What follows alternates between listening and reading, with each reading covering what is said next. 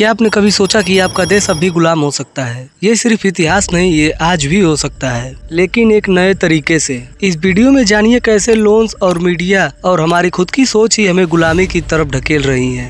पहले के टाइम में गुलामी का तरीका सीधा था, अपनी सेना भेजो, युद्ध करो और देश पर कब्जा कर लो, जैसे ब्रिटिश एम्पायर ने किया था। वो भारत व्यापार करने आए थे, लेकिन धीरे धीरे उन्होंने भारत की इकोनॉमी, पॉलिटिक्स और रिसोर्सेज पर अपना कंट्रोल करना शुरू कर दिया। और सबसे डेंजरस बात क्या थी, उन्होंने सिर्फ जमीन नहीं जीती, उन्होंने लोगों की सोच भी बदल दी। यही होती है असली पावर। लेकिन अब दुनिया बदल चुकी है, अब ज्यादातर देशों पर सीधे हमला नहीं किया जाता, अब कंट्रोल करने के तरीके थोड़े मॉडर्न हो चुके हैं।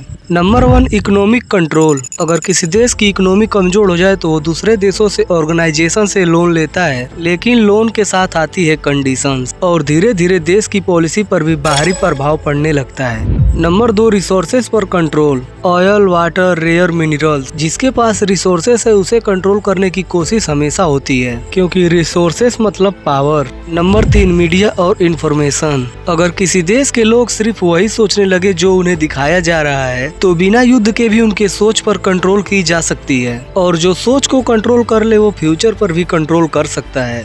और इतिहास का सबसे पुराना हथियार है डिवाइड एंड रूल्स। लोगों को आपस में लड़ाओ, धर्म, जाति, भाषा और पॉलिटिक्स। जब तक ये मूर्ख जनता आपस में लड़ती रहती है तो असली पावर कुछ लोगों के हाथ में चली जाती है, और धीरे धीरे देश अंदर से कमजोर होने लगता है। अगर किसी देश की करेंसी कमजोर हो जाए, जॉब्स कम हो जाए, इन्फ्लेशन बढ़ जाए, तो जनता सर्वाइवल में बिजी हो जाती है, और जब लोग सर्वाइव करने में बिजी हो तो सिस्टम पर सवाल ही नहीं पूछेंगे। यानी इकोनॉमिक प्रेशर भी एक पावरफुल वेपन बन सकता है। आज डेटा नई दुनिया का तेल बन चुका है। आप क्या देखते हो, क्या खरीदते हो, क्या सोचते हो, सब एक डेटा बन चुका है, और जिसके पास डेटा है उसके पास इन्फ्लुएंस है। आज सोशल मीडिया प्लेटफॉर्म लोगों का अटेंशन कंट्रोल करता है, और अटेंशन ही नई दुनिया का सबसे बड़ा करेंसी है।